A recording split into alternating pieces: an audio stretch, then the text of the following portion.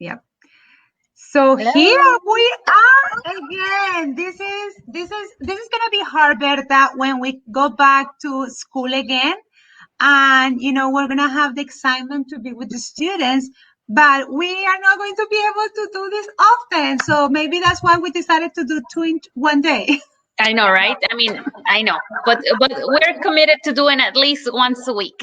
So Yes, we are gonna keep. So, hey, everybody, good, a happy Monday. And if you are watching the replay, happy whatever day you are. We are, as always, super excited to be live with you.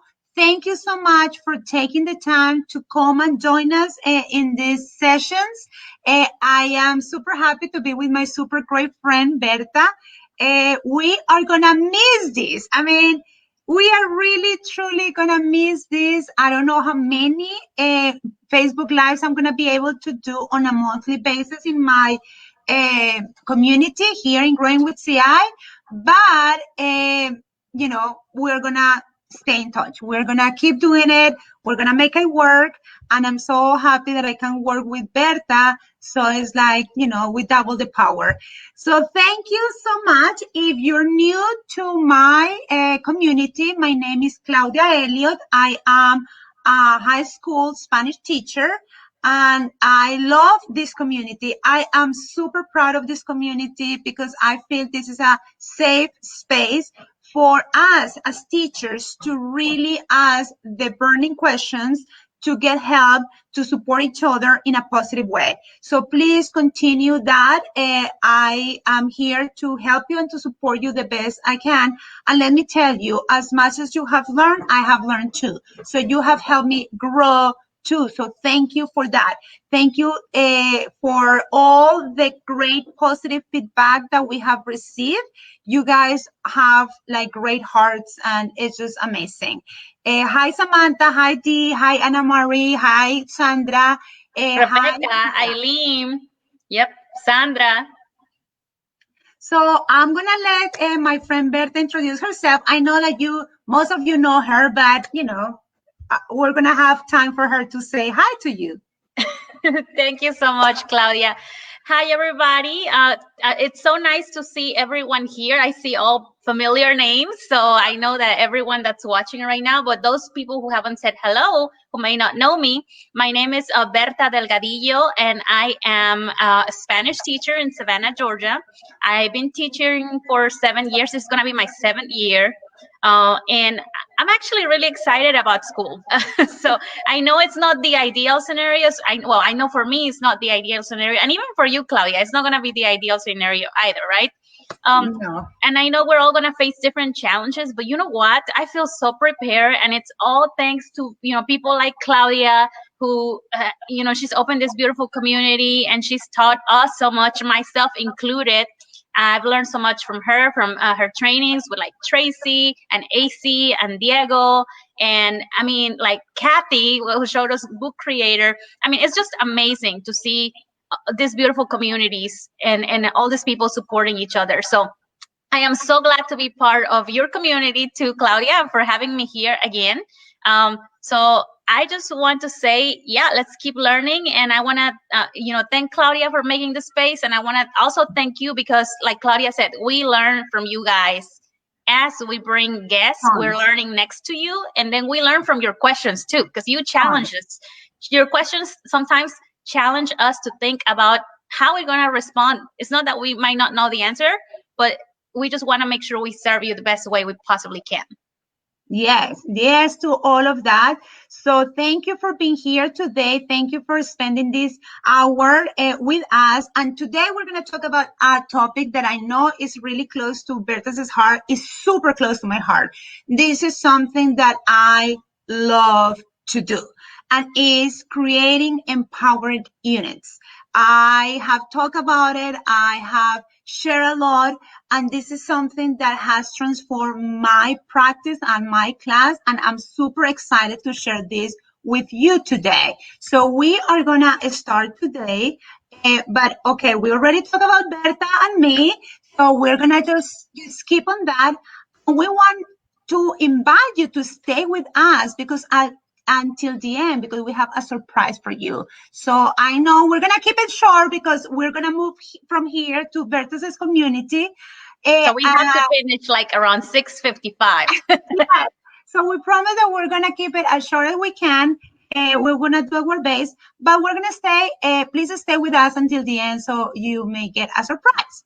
Okay. So the first question is why? Why is this topic important? Why create our own units is important for us? And I love this quote by The Keys to Planning for Learning by Donna and Laura Terrell.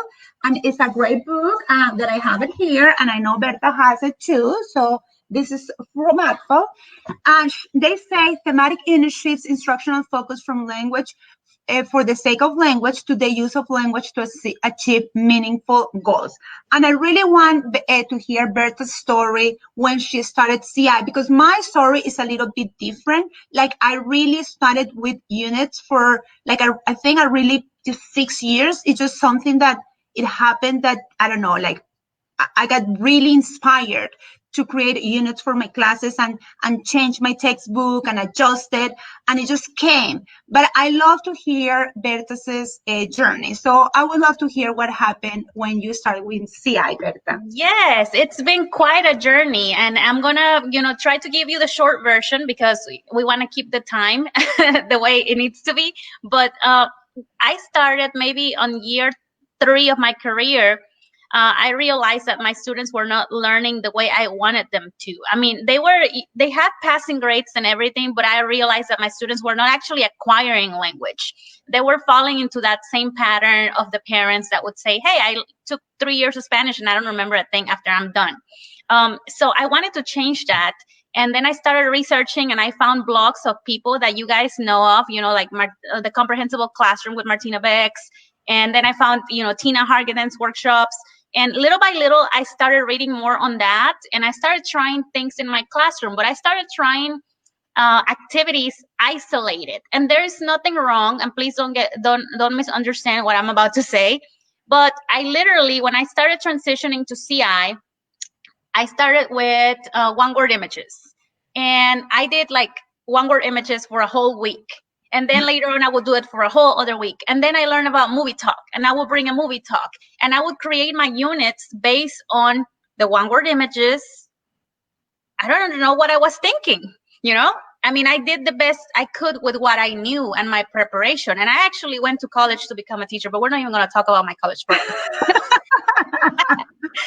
So, but what I am going to say is that it was not until I started reading second language acquisition books that I really started changing my practice and becoming more intentional in like pursuing professional learning. And now I'm somewhere else. But like I said, Claudia, I would go into my classroom and we would have a unit on a movie talk. And yes, my students would acquire language because the input was comprehensible and was compelling. But then sometimes you have those students who want something more, and they want to see how their language progresses, and they understand that they're learning, but they're like, okay, where's all of this going? What good is it going to do for me to talk about a boy who, or not a boy, like one word image, let me see. We had a couch who was sad.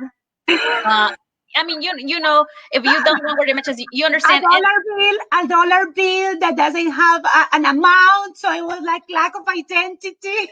Absolutely. And they're beautiful stories, and they have a place in the classroom. I am not saying they don't have a place in the classroom, and I'm not, saying anything terrible about them. But what I'm saying is we have to use them within the context of our units. And once I discovered, and I started, little by little trying new things, I was doing one-word images, I was doing movie talks, I was doing picture talks, and then I went to IFLT, which is a conference that happens every year, and it's organized by Fluency Matters. And at IFLT, this was like 3 years ago, it's kind of like boom, boom, boom. There was like everything came together in my brain because I went to so many workshops, and I understood what a thematic unit was, and that some of the products I was buying were thematic units that I was purchasing from Teachers Pay Teachers, because there's nothing wrong with purchasing products.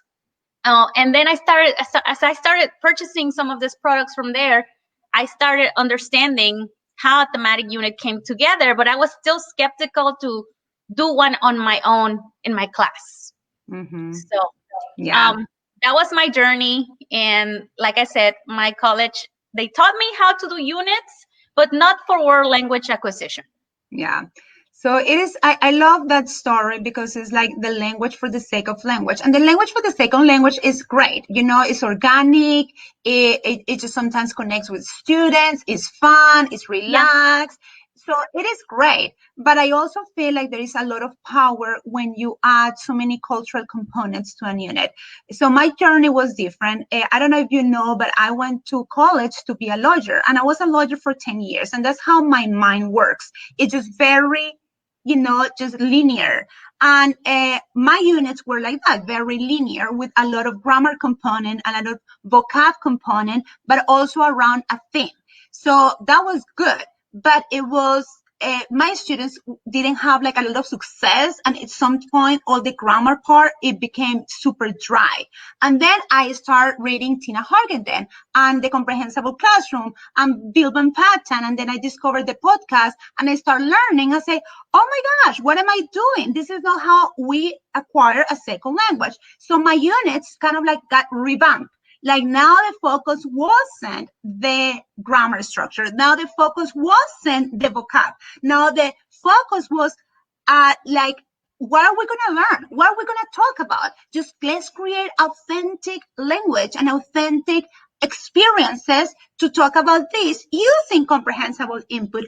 And I fell in love. Like it has been the best years. The last 4 years in my classes have been the best years. So let's start.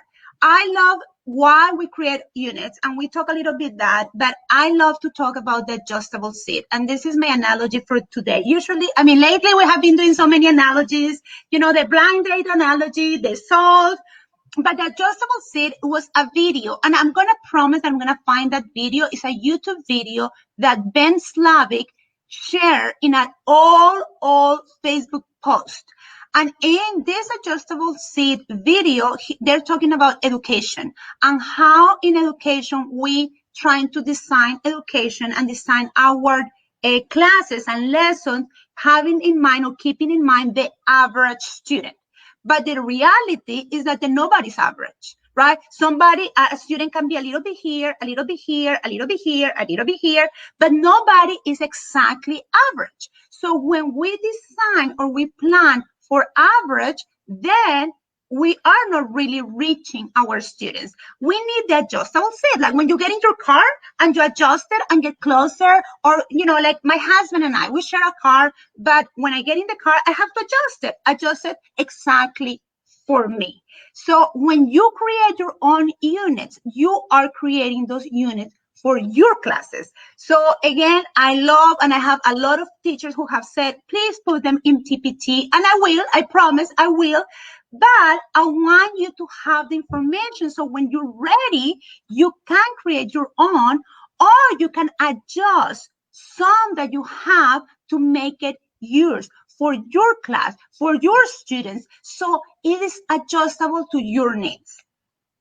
I totally agree with that, Claudia, because we hear from a lot of teachers, and we know because we also experience it, that we have students who are different proficiency levels in one class, and to be able to craft a unit and then adjust it to meet the needs of all of those students within that class, it's pretty magical, honestly. And then not only that, but you can actually use one unit once you understand all the concepts. And if you have 3 different levels, you can use the same unit for all different levels, and you can just adapt the language and deliver different levels of language with the same authentic resources, with the same activities. And that way you don't have to wear yourself out teaching, because good teaching is tiring. I know. So the first one is adjustable seat. The second one is something that I've been working, and that's kind of my goals, my professional goals for this year, is to really work on social emotional learning. And one of the elements of social emotional learning is to build trust and competence. What we have found is when we deliver our own units to our students, and when they see that it's our craft, they we develop trust and competence with our students. When they see that the test or the assessment that we are giving to them is ours, it develops this trust and competence that is huge, huge for our relationship with our students. Absolutely. I could not agree more. I definitely can see, and actually, I should conduct some research on this. Uh, that when I create the materials for my students and when I deliver lessons that I actually invest time on and I make them to, draw them to my class through what I'm teaching, they are a lot more engaged than when I just pulled a unit out of somewhere where I purchased it. And don't get me wrong. Like I said, sometimes I had a second job for 3 years. I worked after school for 3 years for the last 3 years until December. So sometimes I needed to purchase units that were ready to go. But when I invest a little bit of extra time tweaking the activities for those units because I knew I could make them not necessarily better, but more adaptable to the needs of my students, then I saw a big difference. So it really helps if we build our own unit from scratch and our students will see, oh, my teacher, like she's awesome, she created this. We might think they don't understand this, but they do, especially They if they're do. in high school. They do. Yes, they do. And one of the comments that I have received from my students is like how they admired my dedication to my teaching. And they see that, like, they come with their textbooks and nothing wrong with using your textbook. Like, nothing wrong. I think we are all just we can do what we think fits the best to our needs. So it's exactly what we do. But I love to spend time doing that. And what I've seen is a great respect in my students towards me because they see that I put so much work and so much thought. And let me tell you, they're not perfect, right? They are not perfect. If you have seen any of my work, you know that I have serious issues with spelling in Spanish and in English. I don't know. I have to have some type of thing. And my students see the errors and they correct me, but they correct me with so much grace and so much respect because they see the time. So the last why is personal connections. Now, you know that if you follow Berta or me in any of our trainings before, we did one like 2 or 3 weeks ago about starting strong your year. And one of the things that we say we really need to do is survey our students. Let's find out who they are. And when we find out who they are, it's not like we're going to create all new lessons, all new units, but we're going to make some changes to fit them. So we're talking about sports. Let's find, and we have like basketball players. Let's find a basketball player maybe that is coming from your target culture and add it because that is going to speak to those students. If you have somebody that really is into, like, I don't know, reggaeton or just this music, like oh my gosh, música urbana, that's in Spanish. I don't know how to say in English, but música urbana, then bring one of those singers and make it part of your music unit. So when you can do that in your units, they're just become super powerful. Absolutely. I want to address one thing really quickly that is so important that Grace is saying. Could you highlight that comment, Claudia, please? Yes, Berta? Berta. Berta, when you use the same unit. Yep. So Grace is saying, when I use the same unit for levels, do I find the following year it causes problems with repeated units? I want to answer this question, and I know Samantha Page said same. So I want to make sure that I tell you guys, I used to be so fearful, and my bestie, Maribel Gomez, she's right here right now. We worked together for 5 years, and she's moved to another district, but she's watching right now. So I'm just going to say it. So she used to teach, and we kind of like, we would talk to each other about what we were teaching, but it was not, I mean, we had a pacing guide and we talked to each other about our pacing guide, but sometimes if she was going to use a Senor Woolley song and level 2, that doesn't mean that I can't use the same song on level 3 because the way I presented it was some different than the way she presented it. And the reason why I'm saying this is because I also at the beginning used to be fearful, like, oh, if Maribel purchased a unit and I have that same unit and she taught it and then, oh, next year I won't be able to teach it to my other level groups. And what I found is that when you start creating your own units, you get this rush because you see how your students respond to it, and you honestly do not run out of ideas. And so it's not a problem with having like something repeated, because I can present it from a different angle if I use it. So there are some units that I do reuse, but they don't feel repeated to the students because I changed maybe the language function, which we're going to talk about later, or I might change authentic resources, or I might just not do the same units together. And that's usually what I end up doing. I don't teach the same units every year. There are only few units that I do teach every year, and because, like for example, my second language acquisition material, I teach that every year. And I might do Felipe Alu with my Spanish too, and that's a whole unit, of a novel unit, and I build something else all around that. But other than that, I get to know my students through those personal connections that I build. I get to know my students, and then I go in either the hunt to find units that might be compelling, or I create my units for my students and engage them that way. So Now, you don't run out of units. So for me, Grace, I teach the same students. So I hear Berta, and then for Berta, usually it was another teacher teaching the same unit. So it's going to be coming like from a different voice. Now, for me, I teach my ninth graders, and then I have exactly the same group of kids as juniors. And sometimes I have them as juniors and then AP. So I may have the same group of kids for 3 years. One from 9 to 11 is just one skip. And I teach the same unit. Now, when I plan my units, I plan them for my upper level. So when I plan my units, for example, I'm working about identity, right? And I use the song Soy Yo from Saraí. So the first time that I plan it for my AP class, my upper level.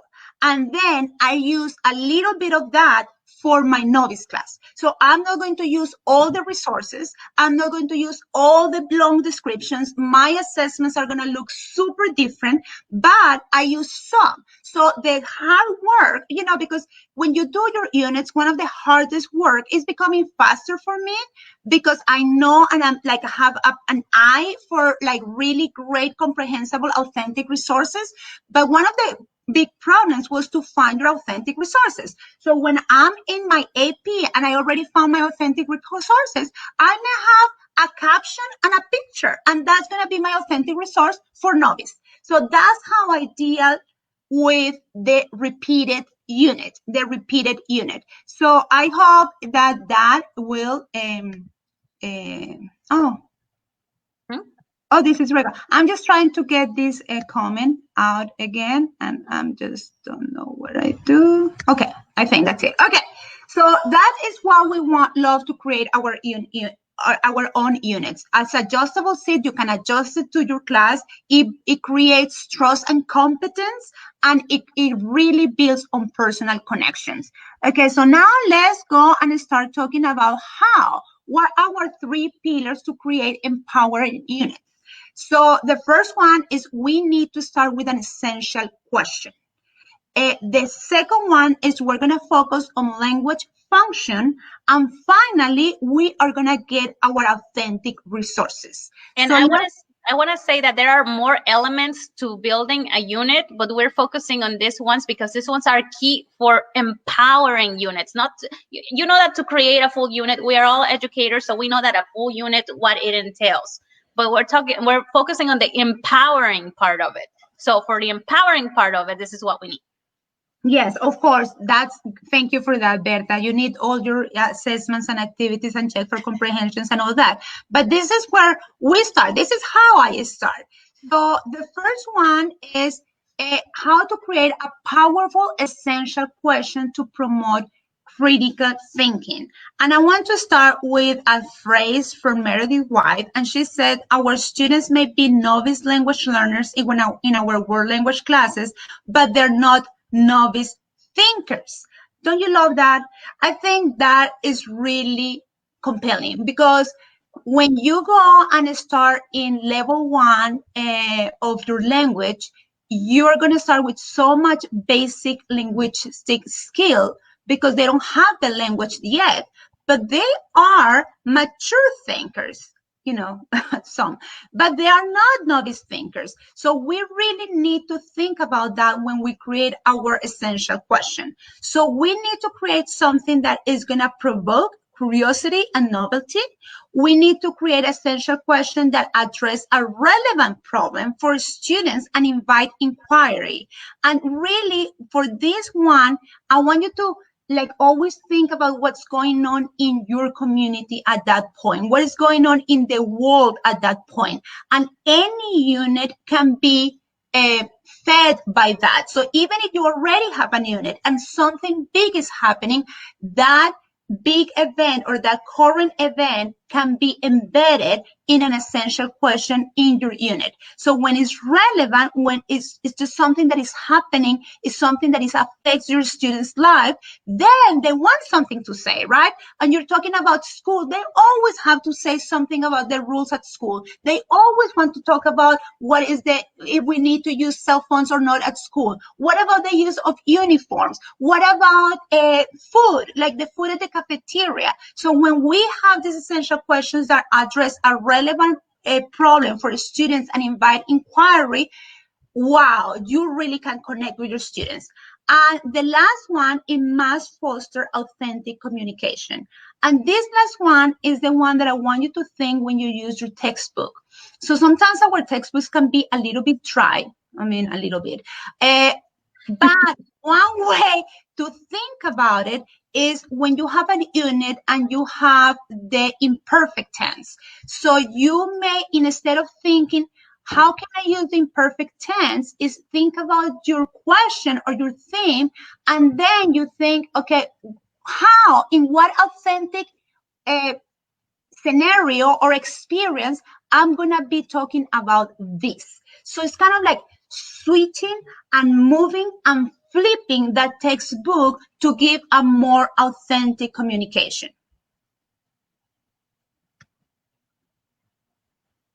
I'm gonna give you an example of our Yes, unit. because we had people asking for an example, of course. So this is an example. This is an example of an unit that we taught, Berta and I, 3 weeks ago. Oh my gosh, I don't even I know. know, has it really been that long? I don't even know when. And it's about graffiti. And I always wanted to do graffiti, but I got really into graffiti because before the pandemic, I went to Cartagena, Colombia. And there is a neighborhood in Cartagena, Getsemani, that has been revamped using graffiti. And the graffiti on the walls was amazing. Plus, Bogota has a lot of graffiti too. So I went to Colombia, I took some pictures, and I was really kind of like intrigued. And like, I know my students would love to hear about this. So what are the questions that you feel like is going to create that inquiry, that novelty, that, you know, just relevant to them? So it's how our perception of art reflects our personality. And I love that because the first time that we did this and we're talking about graffiti in our cloud class 3 weeks ago, one of our students said, you know, I'm a serious person. I'm kind of like a rule, you know, follower person. And I just think graffiti is not art at all. Like, I just don't see it happening. And I just don't see that they have any benefit for the community. And he was already, you know, answering this question. So what is graffiti? Because there's a big controversy about what's graffiti. Writing your name on a wall, is that graffiti? Doing a mural beautiful, is that graffiti? So is graffiti art or vandalism? What is it? It's like a crime? How can we create graffiti? How can we empower our students to maybe create graffiti?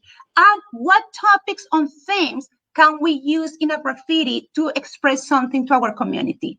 Wow, it was incredible. I mean, they just wanted to talk. They just wanted to say what they thought. So this is an example of how essential questions can really drive your And they are such compelling essential questions, like, is graffiti art or vandalism? How can we create graffitis? What topics or themes would you like to express to your community through graffiti? So really leading our students who, like for example, the student that Claudia just mentioned, who really didn't have much appreciation for graffiti. By the time this student was done with her unit, I mean, the student was just so invested in it, and even sent us a thank you note, because not just this student, but other students also send us thank you notes for changing their perspectives on graffiti. And one of the things that we did as part of the assessment was to have students to follow the steps to create a graffiti, and they created their own graffiti. And it was it was so powerful to see the students putting images and clip art and writing. One of them saw that, they thought that it was important for the community to see how the value of family is still very important in society. Some of them talk about the nature and the environment. Some of them talk about immigrants, and some of them talk about how we need to respect each other. And even a group created a handle, because we gave them the option, and they draw it. They took a picture, they upload them in the Instagram, they created a hashtag, and they publish it. So that is how empowering is this creating strong essential questions to start your unit. Okay, so we have it's 6:32, so we need to do second one. Okay, so you have your unit, right? So you have your unit, your essential question. You know what you need to ask. You're talking about identity, and you have your questions that are strong. Now what? Now you need to focus on language function.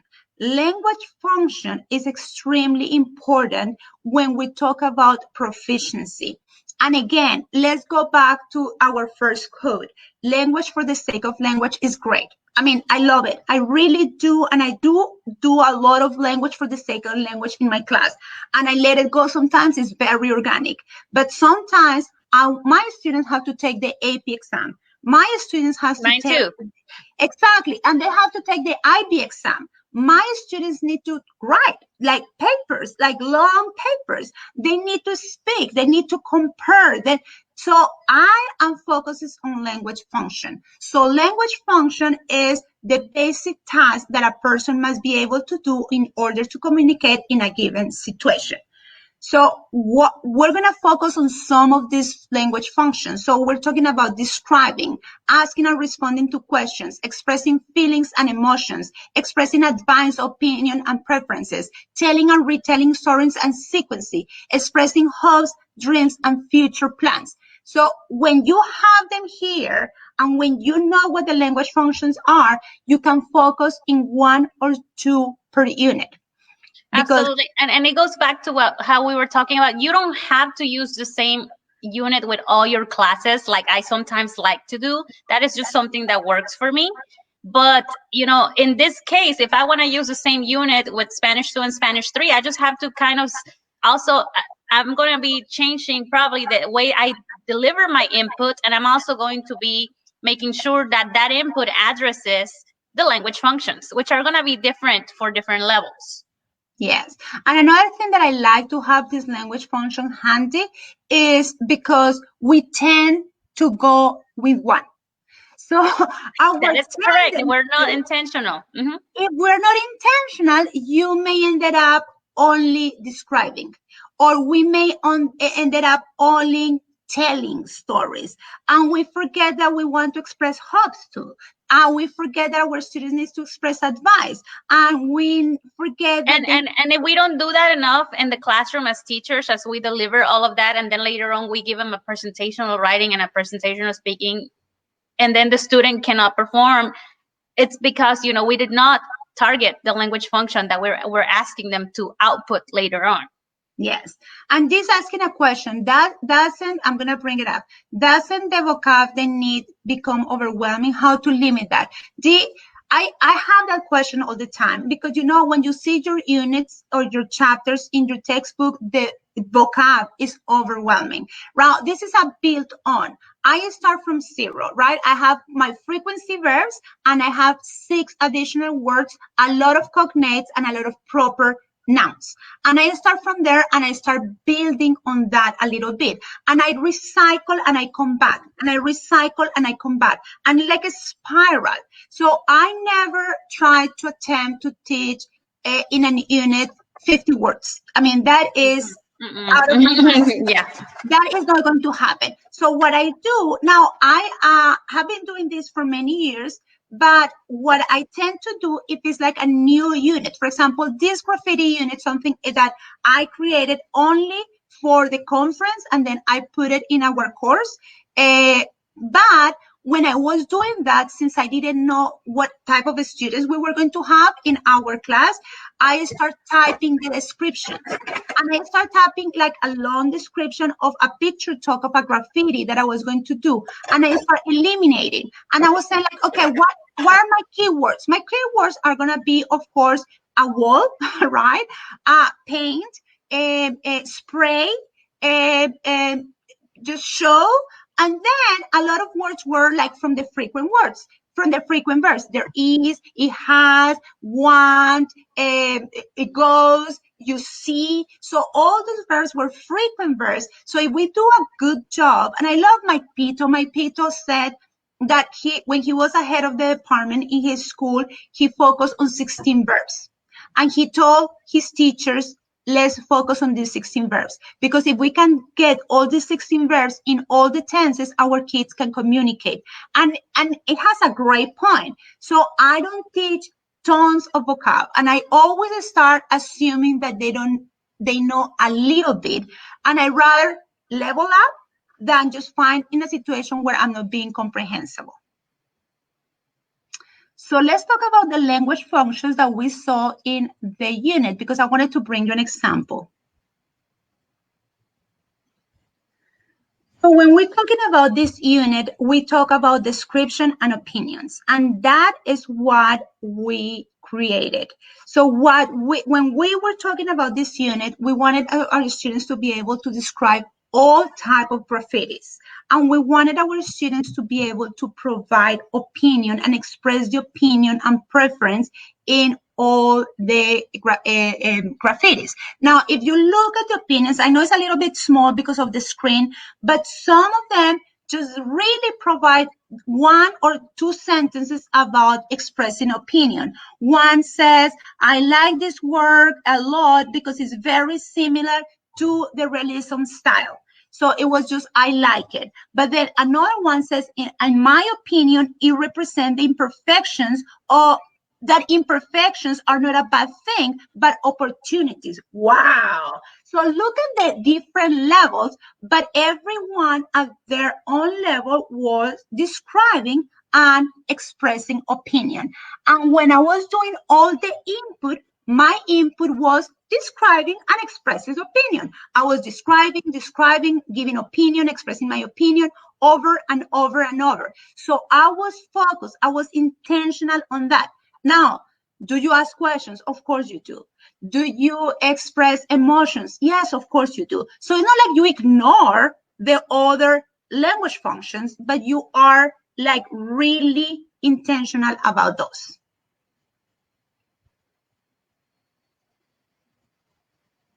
Let me go. So we have our next one.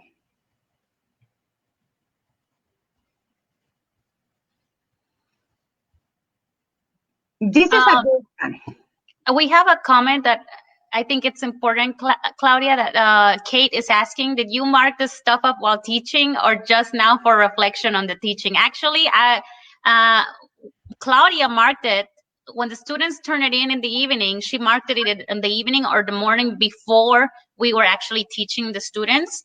And in the morning, we just talked about it and how we were going to present it. So actually, this was done before we taught the students the day when they turn it in, so that we could highlight their work, to build those relationships, to praise them for doing their homework, to praise them for a job well done, to highlight their success with using the language. Yeah. And I believe that is something like we do. I mean, like when you put a lot of work, a lot of heart, and you put a lot of work on something, don't you love when people notice it? And don't you Hmm. love when people notice little things? Uh, Yes. it's just, is that, that says a lot. And just sometimes a little mention. So that something that I try to use a lot in my class is be very intentional to point out that I notice you, that I see you, that I see your great work. So yes, we did that the day before. So that's something that we try to do very often. It is very important to mention that. Okay, so we did essential question, we did language functions, and finally we have authentic resources. This is a hard one. This is Hmm.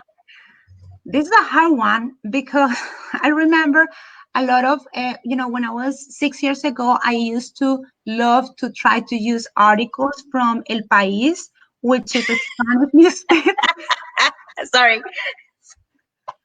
I'm sorry, Claudia. But didn't you try to do that? I mean, I have tried to, trust me, I have my share of things that I tried to do. And now I look back and I'm just like, whoa, Berta. Oh my gosh. This I really tried to make to bring articles from El País, and I did, and I'm so thankful for my students that just hang in there with me. Hang in there. Yeah. I know I am, because what do you think is the biggest problem of, oh my gosh, so many great information, right? Great information, very relevant to the students. It will, the information that these articles have can cause so much topics to discuss, an inquiry, and just conversation. But what is the problem of these amazing, authentic resources? They are not comprehensible. That is a big part. So we need to find authentic resources that is comprehensible. And it took me forever, like so many years, finding and looking and finding and just not using it. And now it's becoming easier. Absolutely. Now everywhere I go, like anytime I'm on Instagram, and you guys, if you follow me on Instagram, you can see that I will repost sometimes stuff that has nothing to do with teaching, stuff that has to do with positivity, stuff that has to do with, animals and diets, and they're all authentic resources. And that's the reason why I post them, because my account, teachers follow me on my account, but also my students follow me on my account because it's my teacher account. So I post things sometimes to share with my students. They're like authentic resources, whether I'm going to be using them in my class or not. But when they look through my account, they're like, oh, there's Profesora Delgadillo, and here's, I can understand this, and things of that nature. But yes, you absolutely have, in social media alone, like in Instagram, if you follow different accounts for different things, you have to think like a native speaker, if you are not one, when you're searching for authentic resources. So something like a tweet could be an authentic resource about a movie in the target language. Something on Instagram, an Instagram post. I have found so many intriguing, compelling, authentic resources on Instagram. And we know that infographics are so powerful because of all the visuals these provide. So I'm going to be typing a link in just a moment, where Leslie Grant, she's one of the author of the Keys book series that Claudia is referring to, that we both own that book. She has a Pinterest page where she has authentic resources already kind of like gathered for you by themes and by language. I mean, it's insane. So I'm going to share that link with you in just a moment. So Claudia. And I just added, this is something that I love to do. This saying, my students would freak out when I had them listening to Spanish newscasts and asking, what did you learn? I know, Dee, I know, I did it. But the worst part for me, Dee, is like, how come you didn't understand? Like, for me, it was like, how? It's just, I don't understand. It's so clear. And sometimes I say like, okay, so it's a commercial, which is 20 seconds. And I thought that because it was shorter, it was more comprehensible. And they were like so lost. And Claudia, I want to say that the link that you just shared for the Instagram account, AJ Plus Espanol, they have AJ Plus in Arabic, AJ Plus in French. So if they go look it up, if you have an Instagram account and you're gonna go find that, you're gonna find it in different languages, and they It's have pretty amazing. good. They have incredible, authentic resources. And I don't follow them in Instagram because I don't know. I mean, my relationship with social media is pretty, it's just a new one. I didn't have any social media until last August. So I'm just kind of getting used. But something in Twitter that I follow is AJ Plus Espanol. And I didn't know that they have it in Instagram too. So I'm going to start following them in Instagram. And I download all the videos. They have so great, super comprehensible content. So now, why is so important? This is a quote in the same book that we have been quoting for this session. Is by working with themes with real world context, learners are able to consider how the content of the thematic unit connects with their lives, their communities, and to the world. Yes, yes, and yes. It just gives them a totally, it's like a window. It's like a window to a different communities, a window to different people. It's a window to different cultures, to different food, the flavors. It's just, it makes them live the culture. So Berta mentioned some of the best places to find authentic resources. I would say social media, Instagram has become my number one. How I do it is that if I'm doing something about music, I'm gonna follow some singers. If I'm Mhm. doing if I'm doing something about food, I'm gonna go and follow some chefs or some shows with food. For example, now they have the Street Food by Netflix, which is awesome. Uh, and so that's how I do it. I just follow the name of the Instagram. Okay, so Bert is putting the Leslie Graham. The name for the Instagram is AG plus and then the name, the language infographics. And if you go and put in your language infographic and then the theme, boom, it brings tons of infographic. Now, one of the things that I found extremely compelling, extremely authentic, and we need to use more is authentic images and artwork. It's Yes. just, wow. You can talk, you can level and adjust your language by describing, but it's full of culture, full of authentic and relevant content that we Visual, can use. Visual, super comprehensible. So and you can adapt it. yes, You can adapt it for all level. You can use one picture and teach with one picture all classes. I don't know. I keep saying that. So it's because we have to live our reality. I'm all about the practical. Yep. Yes, me too. Also comprehensible literature, and I had a great session with Diego Ojeda like a month ago talking about the importance of bringing literature, and he gave us some examples in Spanish. You don't have to bring the whole thing, right?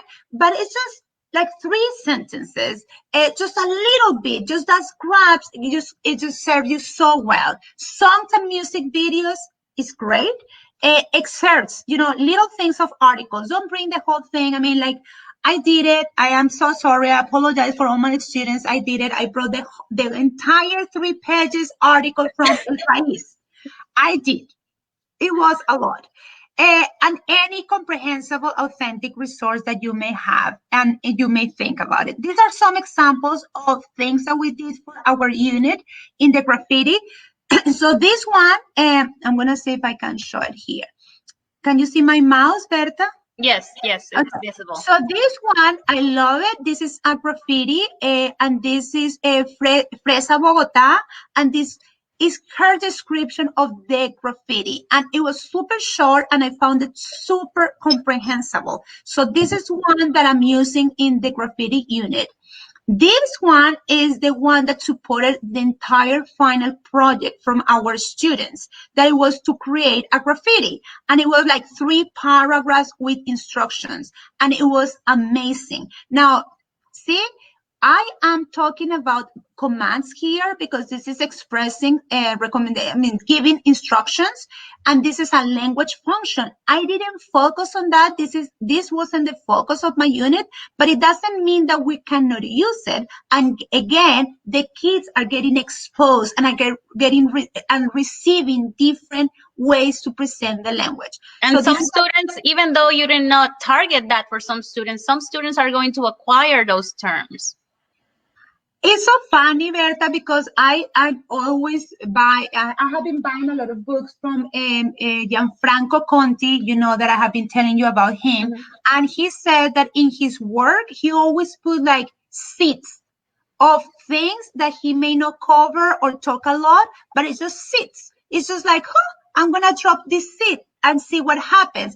And he says exactly what you said, that some students are gonna pick up on that and say, what is that? And you may do an explanation of 30 minutes, and for that student, it's gonna be enough to start playing with that. So yes, that's a great one. Now, this is this was a video, and as Adi said, every time that you have an authentic audio, oh my gosh, that can cause a lot of trouble. So we try to make it as comprehensible as possible by just typing little sections. This is his opinion about the graffiti in his house, so he wasn't very happy. And I just kind of like decide which ones were the keywords that they were not going to be comprehensible for the students. And I put it, and this was online, so I created this as a visual background so I could do this movie talk using screenshots of my audio. So when the students listen to the audio, it was so much easier for them. Okay, so that was it. We did so well. Yeah.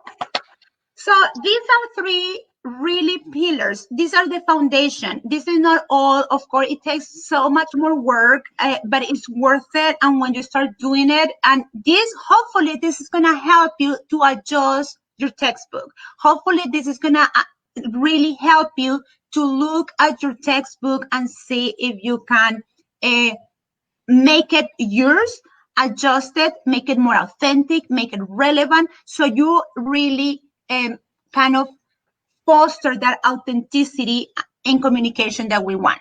So I hope this helped you, and because you stay until the end, this is your gift. So you have a tiny URL that oh my God, is this the tiny, Berta? I think we put the wrong one. No, I think it's correct. Oh, no, this is it. So it's tiny. It is correct. It's tinyurl.com /revamp for output. And if you type that, then you can get this document that I created to support a scaffold using images. And the language functions that you're going to see in this document are going to be description, opinion, comparison, and connections. So this is a document that I'm using, and it's part of the unit for the teachers that are part of our course. And of course, Revamp Your Intermediate Course 2.0 is a course that Berta and I created, and is open now until tomorrow. Until tomorrow 11:59 p.m. Eastern Time. Yes. And this is a course that if you are teaching level 2 or up, and if you are having some struggles to really move those comprehensible input notions and concepts into upper levels, how can I just be intentional with, having more complex text and having to support them when they're doing output? How can I do that? This may be a good course for you, and we want you to at least check it out. is tinyurl.com/revamp your intermediate courses. And this is something that one of our students in this course said, and she said, this is a chance to really think about how to structure your class, to build student agency so that they become motivated to be lifelong learners. I love the use of anchor charts, mentor tests, combined with comprehensible input to build confidence and take away the need to use online translator. So many great examples. This is the best PD I have done in years. I love the fact that I can go back and rewatch because it's self-paced, it's pre-recorded, so you can go and have access to the videos. Plus, we are gonna creating, or we already have a Facebook community only for this course, and we're gonna start doing Facebook Live sessions for this new version of the course in this month. And then I uploaded a couple of days ago the final version of the unit of graffiti, and one of our students says, and she said it in Spanish, but I'm gonna translate it here, and she said, Claudia, this unit plan is how you say obra maestra, Berta? It's a masterpiece. It's a she said it was a masterpiece. You guys are exceptional. Thank you so much. When I introduced the theme of graffiti to my AP class, I used a Pilsen neighborhood in Chicago. This document will help me to create a much better class. Thanks, million thanks. I don't know. But I hope this is good for you, and I hope that you can. And we have another surprise. Aren't we doing the? Are we doing that? I mean, we're gonna have the results later, but yes, for the people who come today, if you have stayed all the way till the end, make sure you type in some type of comment because that's the way we're gonna pick. But from today's Facebook Live and that's happening in this group and in my group, we're gonna pick one winner for a course. So one person from this Facebook Live, it's going to win Revamp Your Intermediate Courses completely free. Yeah. So what we want you to do is this. If you're still here and if you need this course, right? If you are a master in CI. Please go check the course page so that you know if this course is really for you. Yes. Yeah. So please let us know in your comments and say, yes, I need this course. Yes, I teach level 2, because we want to offer this course to that teacher that may need it right now. So if you want to be part of this course, let us know. We're super excited about this. We just have so many plans to keep adding to this course because we want to support. I mean, we really want you to transform. We want to hear in August that's like, oh my gosh, look at my kids, they're doing great. We want to hear the great stories. And when we have some bumps, we want to be there to help you figure it out. So thank you. And if you want to join us on the next session, it's going to be inside my community, Transformation Through Acquisition-Driven Instruction. A lot of you are already part of it. We're just going to jump out of this one and hop onto that one, and we're going to be talking all about how to make online translators a thing of the past. So if that is something you have struggled with, especially now virtually, you want to join us for that conversation because we are going to have another honest talk between Claudia and myself, and we look forward to seeing you if you want to join us.